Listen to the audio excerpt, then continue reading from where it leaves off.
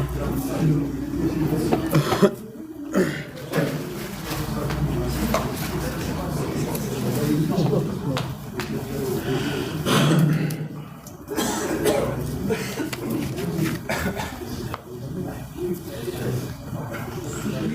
عليكم ورحمة الله وبركاته. بسم الله الرحمن الرحيم. الحمد لله والصلاة والسلام على رسول الله وعلى آله وعلى صحابته وعلى من والاه وعلى من تبعهم بإحسان إلى يوم نلقاه. أما بعد، الحمد لله حمدا كثيرا طيبا مباركا فيه كما يحب ربنا ويرضى. الحمد لله على نعمة الإسلام، الحمد لله على نعمة الصلاة، الحمد لله على نعمة أداء الزكاة، والحمد لله على صوم شهر رمضان، والحمد لله على أداء فريضة الحج. نحمده سبحانه وتعالى أنه أطال في أعمالنا حتى نصوم أيام رمضان ونقوم لياليه ونتلو كتابه الذي أنزله في هذا الشهر المبارك، وندعوه بشتى الأدعية. وقد أطعنا الله عز وجل بشتى الطاعات في هذا الموسم وهذا الشهر المبارك، فنسأله سبحانه وتعالى أن يتقبل منا ومنكم صالح الأعمال. نسأله أن يتقبل منا صيامنا وقيامنا وطاعاتنا، ونسأله سبحانه وتعالى الهدى والتقى والعفاف والغنى. Louange à Allah, remercier Allah Azza wa Jal, car il nous a prolongé notre existence pour qu'on puisse vivre ces moments magnifiques et extraordinaires, et le fait de jeûner le mois de Ramadan et le fait de veiller ces nuits. On remercie Allah Azza wa Jal surtout les 5 piliers de l'islam. Et comme on est en train de vivre le mois de Ramadan, eh bien, on demande à Allah Azza wa Jal l'acceptation, qu'Allah accepte de vous et qu'Allah accepte de nous tout ce qu'on a accompli comme adoration dans ce mois béni, le mois où Allah Azza wa Jal nous a obligés de le jeûner. Il nous a facilité la tâche, il nous a donné la capacité pour qu'on puisse jeûner ce jour. Alhamdulillah, on demande à Allah Azza wa Jal qu'il accepte de nous notre jeûne, notre prière, ainsi que nos du'as et notre récitation de Coran al-Karim et tout ce qu'on a fait comme adoration dans ce mois béni.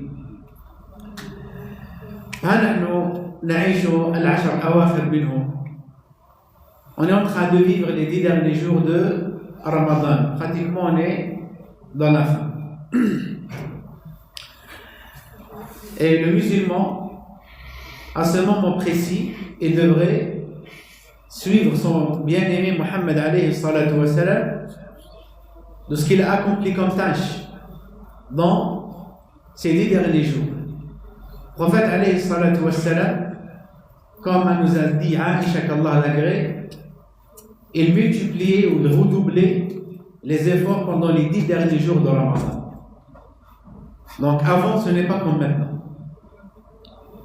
Avant, certes, on a jeûné, peut-être, il y a même des gens qui ont fait beaucoup d'efforts et redoublé beaucoup d'efforts, car Allah accepte de tout le monde. Mais ici, dans ces moments précis, on doit redoubler beaucoup d'efforts. Le prophète, alayhi salatu wassalam, kana yashuddu mi'zara. Ce qui veut dire que le prophète, alayhi salatu wassalam, il redoublait beaucoup d'efforts pendant les 10 derniers jours de Ramadan. Il ne va pas se contenter de ça seulement. Le prophète alayhi salatu wassalam va également réveiller sa famille. Il va réveiller ses épouses. Quand il est à la mosquée, il y avait les 9 foyers du prophète sallallahu alayhi wa sallam. Il va les réveiller parce qu'il leur veut du bien, alayhi salatu wassalam. Donc ça, c'est le moment où le corps il ne doit pas se reposer, parce que nous on est en train de redoubler d'efforts ici pour un objectif qui est clair pour nous en tant que croyants, pour se reposer là-bas auprès d'Allah Azza wa Jal. On va employer beaucoup d'efforts pour qu'on puisse faire quoi? se reposer auprès d'Allah Azza wa Jalla subhanahu wa ta'ala. Le vrai repos, c'est là-bas.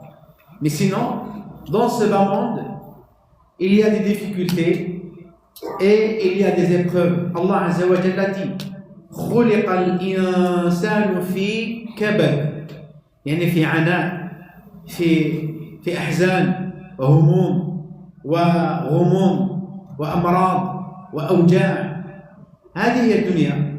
Donc l'insan a été créé et pour adorer Allah Azza wa Jalla dans le bas monde, et le bas monde en réalité la vie dans le bas monde, c'est la difficulté, si ce n'est l'adoration qu'on est en train d'accomplir, eh bien on n'a pas le désir de vivre dans le bas monde, donc on vit pour l'au-delà.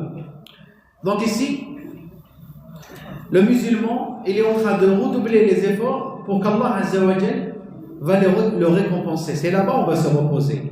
La vie stable, Darul Qarar, et la demeure stable, la finale et la fin et la vie éternelle et la demeure éternelle, c'est pas ici. Ici c'est un passage. Ad-dunya c'est une réjouissance réjouissance temporaire, comme il a dit Allah Azza wa Jalla. Allah Azza wa Jalla a appelé le bas monde bas de la bassesse. Eh bien, l'au-delà.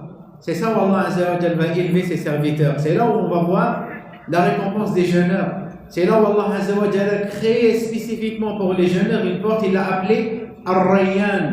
Il n'y a que les jeûneurs seulement qui vont rentrer par cette porte le jour de jugement. ولكن ما هو هم المؤمن على وجه الأرض؟ صحيح أنه يعمل الطاعات ويفعل الطاعات، ولكن همه الأساس أن يتقبل الله عز وجل منه. Donc en réalité, notre objectif et notre souci, et ça c'est une forme, ou si vous voulez, c'est un acte de piété. Le fait de réfléchir comme ça, ce n'est pas le désespoir. Le fait d'adorer Allah Azza wa Jalla et redoubler d'efforts, il y a beaucoup d'adorateurs qui font ça. Mais le vrai souci est l'acceptation. Est-ce que tout ce qu'on est en train de faire, Allah Azza wa Jalla accepte de nous? Est-ce qu'on l'a fait pour lui exclusivement, pour Allah Azza wa Jalla? Est-ce qu'on l'a fait par acte d'ostentation?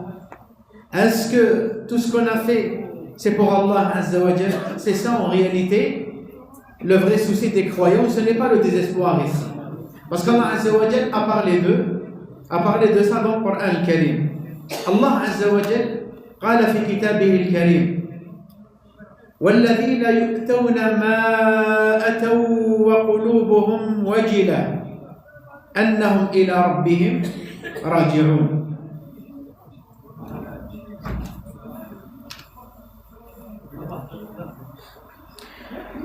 عائشة رضي الله تعالى عنها قالت أو سألت النبي عليه الصلاة والسلام الصديقة بنت الصديق فقيهة العالم عائشة رضي الله تعالى عنها قالت سألت رسول الله صلى الله عليه وسلم عن هذه الآية والذين يؤتون ما أتوا وقلوبهم وجلة أنهم إلى ربهم راجعون. قالت عائشة أهم الذين يشربون الخمر ويسرقون؟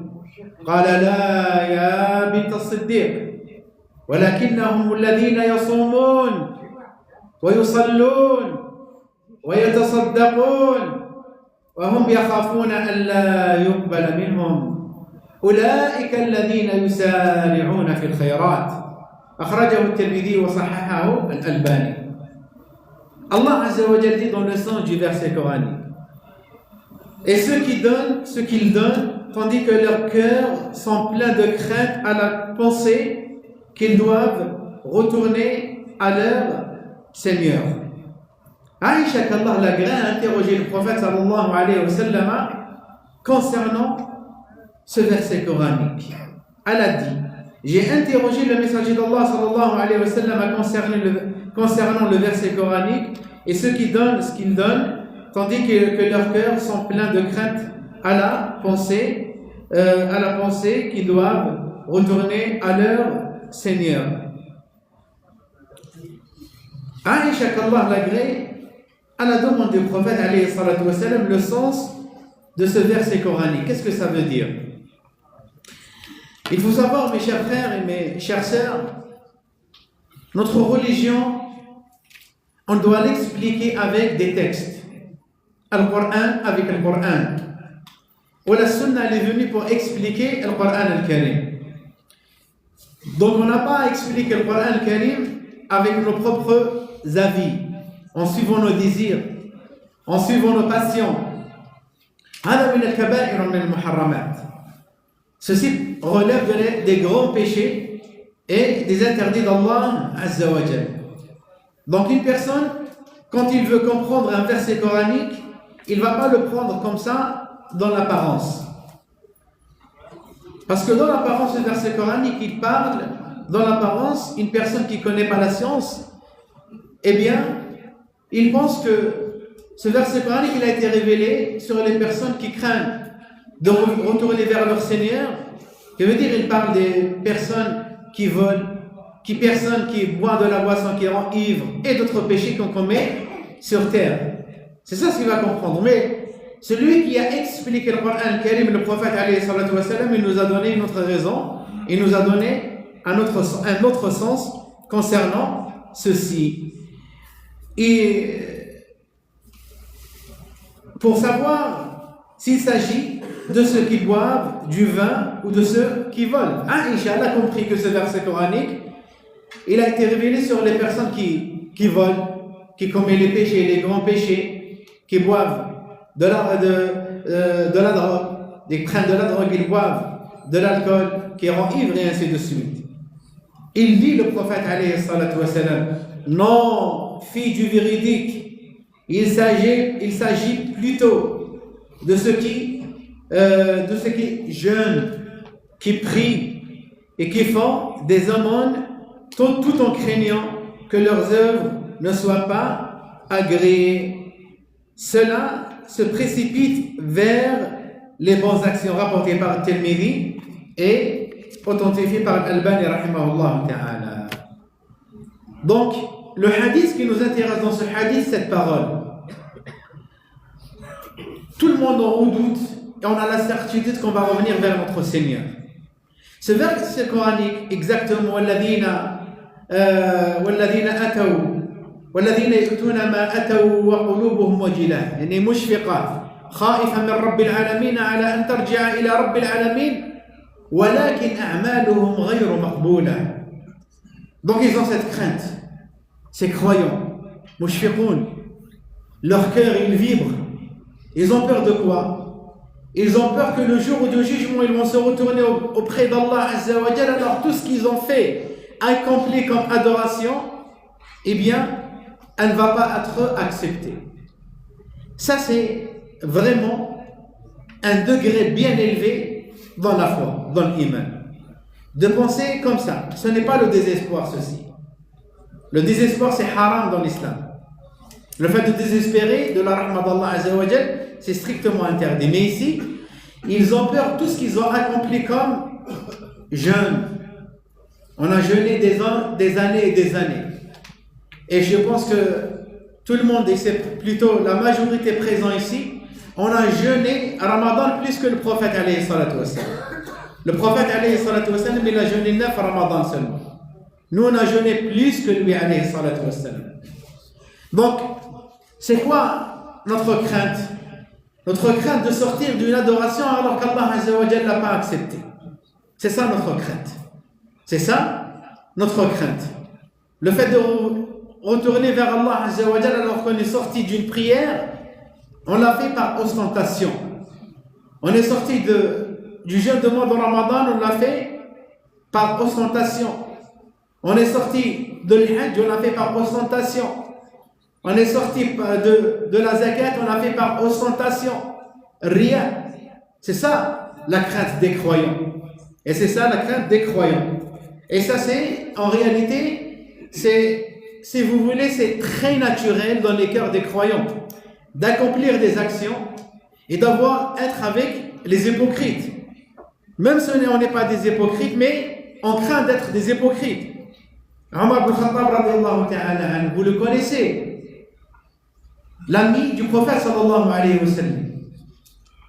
Où le moment où il était en train d'agoniser, Ali radiyallahu ta'ala, vers lui, il lui dit: combien de fois j'ai entendu le prophète alayhi salatu wa salam dire: je suis entré moi et Abu Bakr et Omar, je suis sorti moi et Abu Bakr et Omar, j'ai accompli ça moi et Abu Bakr et Omar. Donc le prophète il a cité wa shuyukh ahli al-jannah de Abu Bakr et Omar, comme il a dit le prophète sallallahu alayhi wa sallam.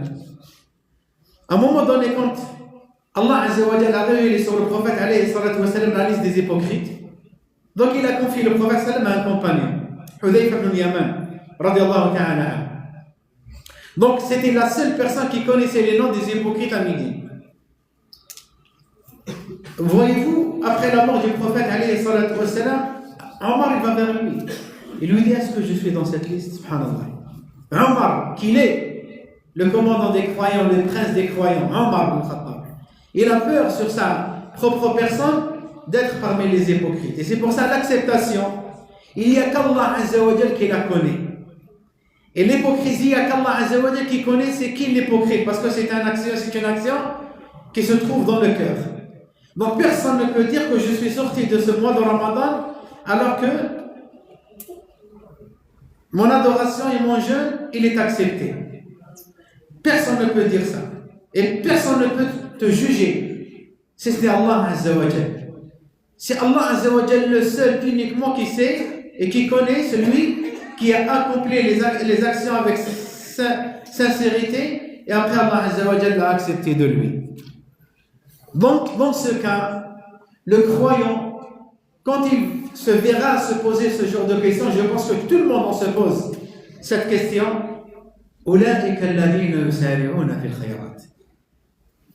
Donc ils vont s'empresser de multiplier les adorations et des bienséances, de la bienséance et des bienfaits. C'est ça ce qu'il devrait faire le croyant. Quand il voit, il se pose cette question,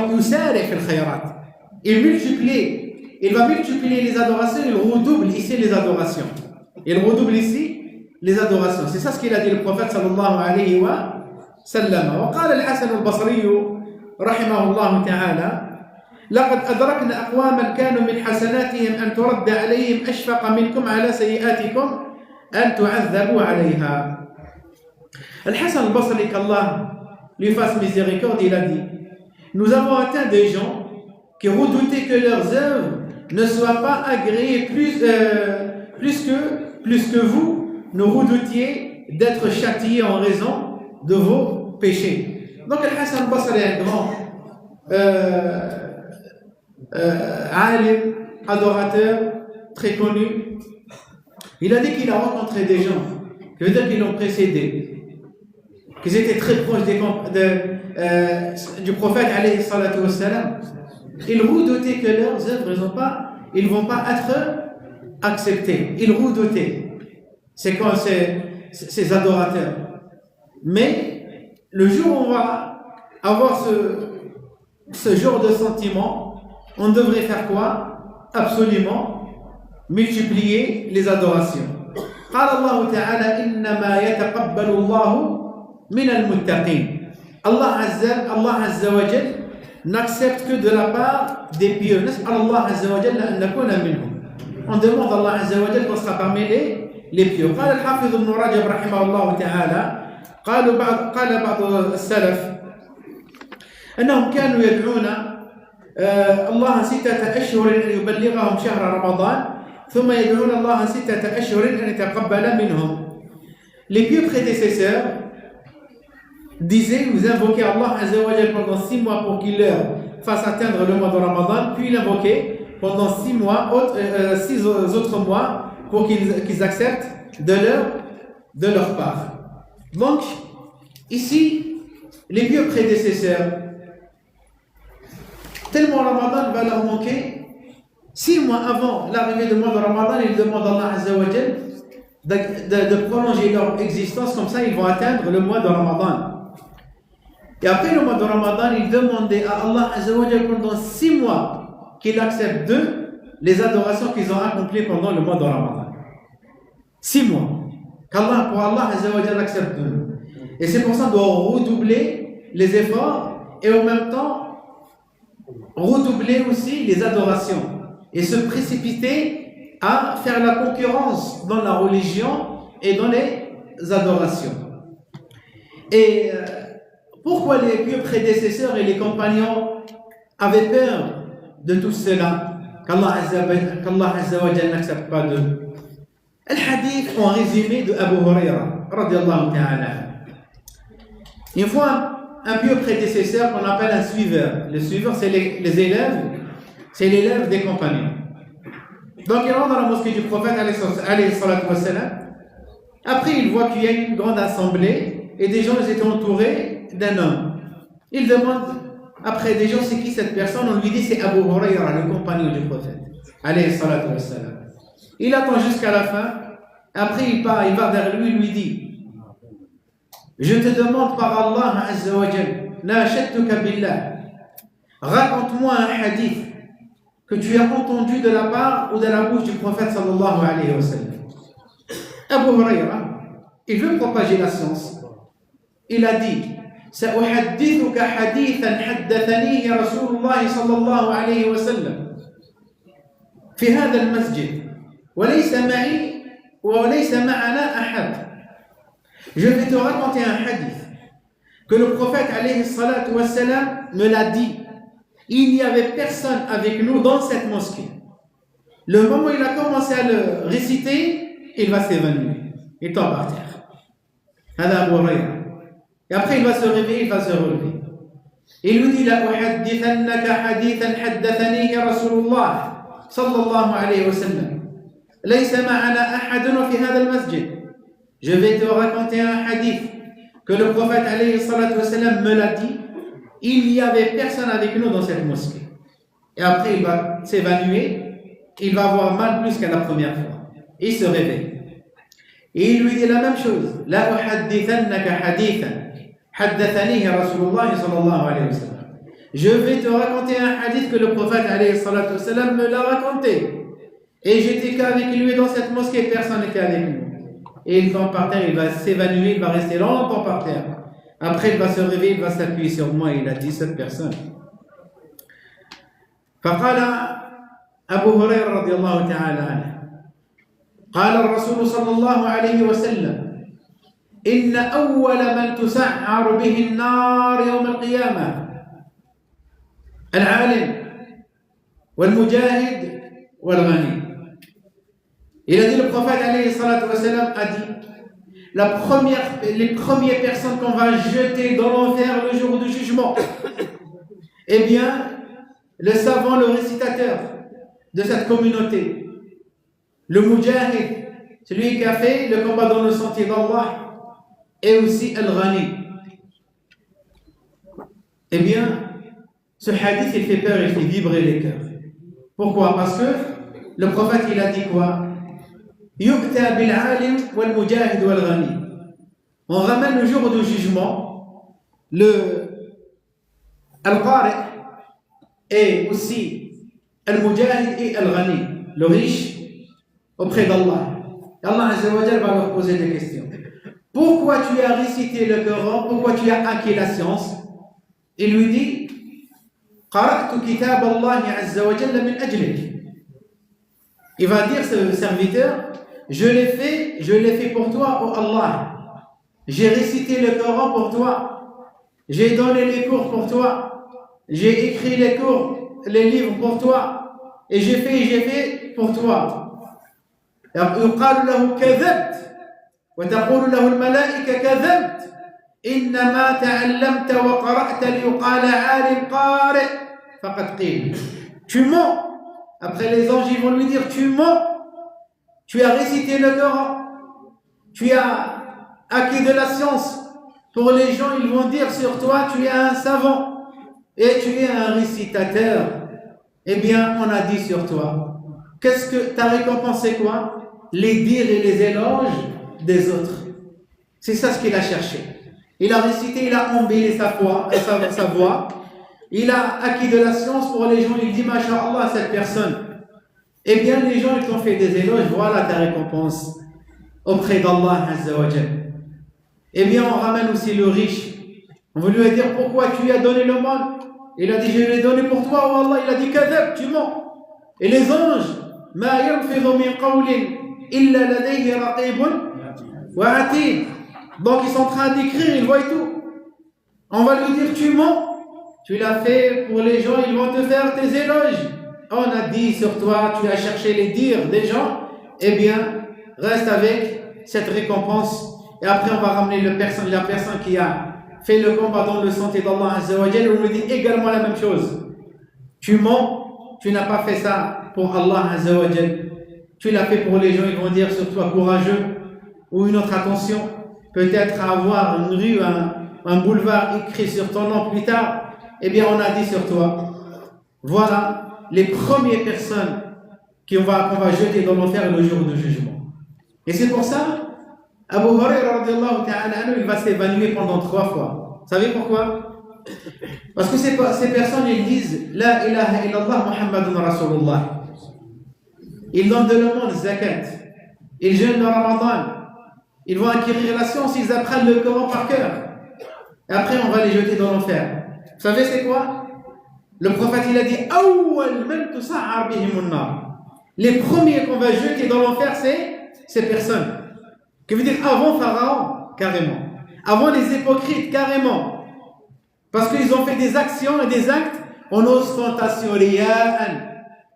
لوجه فلان وفلان وفلان وعلان لم يفعلوا هذا من أجل الله عز وجل. إذا جاءك الشيطان وقال لك فعل من أجل وجه فلان قل له ومن أنت لعنك الله ومن هذا الذي يقف ومن هذا الذي أفعل من أجله الحسنات والطاعات ورب العالمين هو رب العالمين. Donc quand le shaitan il vient vers toi, il te dit fais cette action en ostentation pour embellir ta prière, embellir ta sortie de l'aumône et ainsi de suite et les autres adorations pour un tel et un tel. Tu lui dis qu'Allah te maudit. Ces personnes, c'est qui à côté d'Allah Azza wa Jalla, le Tout-Puissant? Celui qui détient l'enfer, celui qui a le paradis. Donc, on doit corriger nos cœurs, avoir peur de l'ostentation et avoir peur aussi qu'Allah Azza wa Jalla n'accepte pas de nous nos actions. نسأل الله أن يتقبل منا ومنكم صالح الأعمال ونسأله سبحانه وتعالى أن يجعلنا من الذين يقومون ليلة القدر إيمانا واحتسابا. نسألك يا رب العالمين أن تجعلنا من الذين يدركون ليلة القدر. اللهم اجعلنا من الذين يدركون ليلة القدر. اللهم اجعلنا من الذين يدركون ليلة القدر واجعلنا فيها من القائمين التالين لكتابك المتصدقين المحسنين الفاعلين لأوامرك والذين ينتهون عند نواهيك. نسألك ربنا أن تأتي أنفسنا تقواها وأن تزكيها أنت خير من زكاها أنت وليها ومولاها. نسأل الله الذي لا إله إلا هو أن يبارك لكم أجمعين في قوتكم وفي أوقاتكم. اللهم بارك لنا في أوقاتنا وبارك لنا في أعمالنا وبارك لنا في أبصارنا وبارك لنا في أسماعنا وبارك لنا في صحتنا. اشف مرضانا يا أرحم الراحمين وعاف مبتلانا يا رب العالمين. نسألك يا رب العالمين أن تشفي مرضانا ومرضى المسلمين. اللهم اشف مرضانا ومرضى المسلمين. اللهم عافي مبتلانا اللهم عافي مبتلانا اللهم عافي مبتلانا. اللهم إنك عفو تحب العفو فاعف عنا. اللهم إنك عفو تحب العفو فاعف عنا. اللهم إنك عفو تحب العفو فاعف عنا. وآخر دعوانا أن الحمد لله رب العالمين وأصلي وأسلم على أشرف المرسلين نبينا محمد وعلى آله وعلى صحابته أجمعين. بارك الله فيكم.